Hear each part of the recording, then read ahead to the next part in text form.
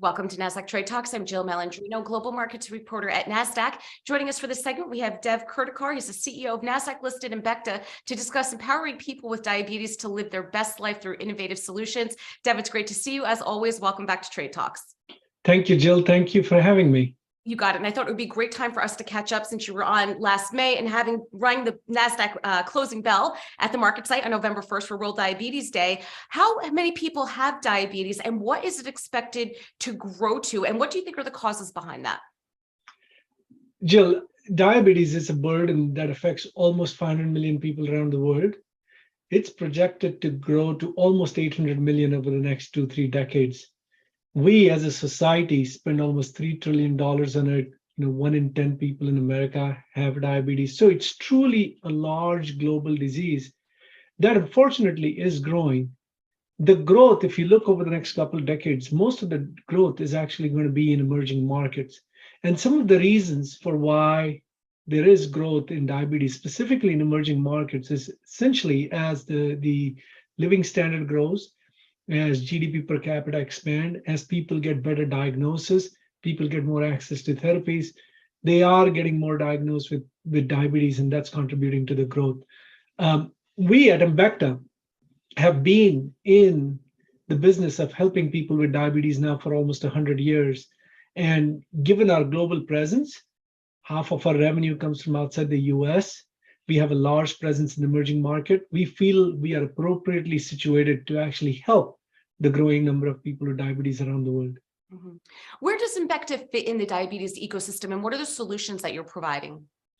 And when you think about diabetes, we should really think about type 1 and type 2. If you're a type 1 person with diabetes, it's often likely that soon after diagnosis, you'll be placed on insulin. In type 2, it's a more progressive disease. You will initially be placed, on sort of diet and lifestyle modifications, then oral drugs, and maybe eventually on insulin.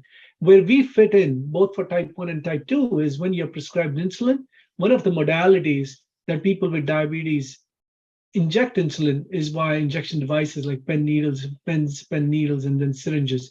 And those are the products we make. We are, by far, I would say, the leader in insulin injection devices. We make almost 8 billion units of those in 3 facilities around the world. And we are really proud of the innovation we have brought to those devices, like I said, over almost 100 years. How are injection devices evolving, Dev, and what differentiates embecta solutions? If you think about the first specialized insulin syringe that was developed by our business in 1924, just 2 years after insulin was first used, those used to be glass syringes. Now, if you fast forward, now most of insulin that's injected is injected using insulin pens with pen needles.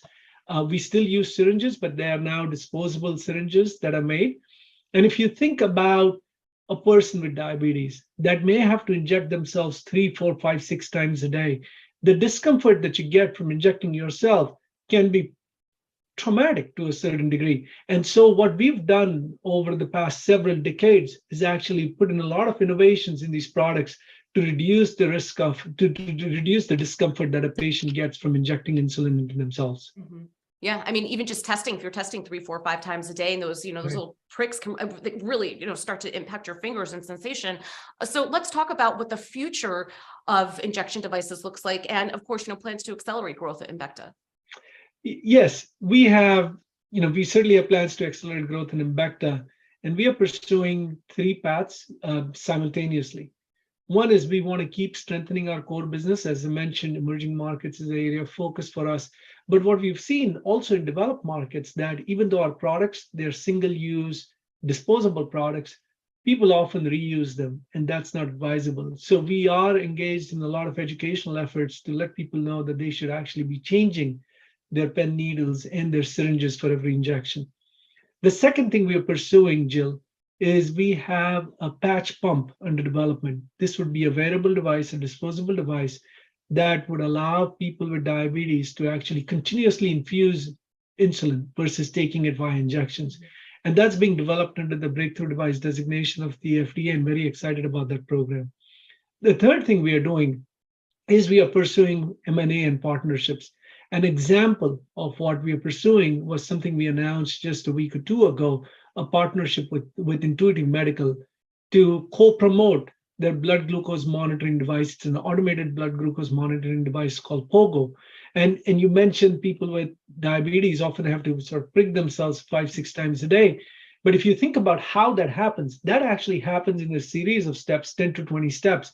And the product that now we are co-promoting with Intuity is actually a single one-step solution for measuring your blood glucose. If you are a small company, and by the way, diabetes still has a lot of unmet needs, but if you're a small company that wants to get your product out, I mean, I would argue that there is no better partner than embecta to do that, just given our large global presence and our ability to get the product in pharmacies in 100 countries around the world. Yeah.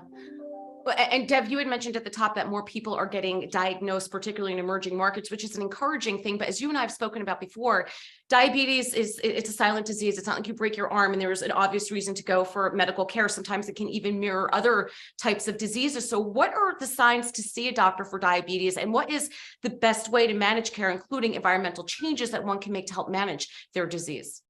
Yeah, again, type 1, type 2, very different, right? So, what we often say is, listen, the best thing to do for type 2 is honestly just make sure you get your annual physical exams that, we are all advised to do, but many of us don't. But I think it's important because sometimes you can catch this in the sort of pre-diabetes stage where, minor modifications at that time can help delay or maybe defer the onset of type 2 diabetes. So I would say any of the classic signs of diabetes, sweating, urination, hunger, tiredness, I mean, you should go and certainly get examined, because what has happened, certainly, while insulin remains the mainstay of how diabetes is managed by people around the world, there certainly are newer drugs that can help potentially people with diabetes.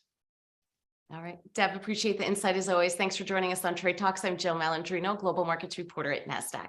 Always a pleasure, Jill. Thank you again.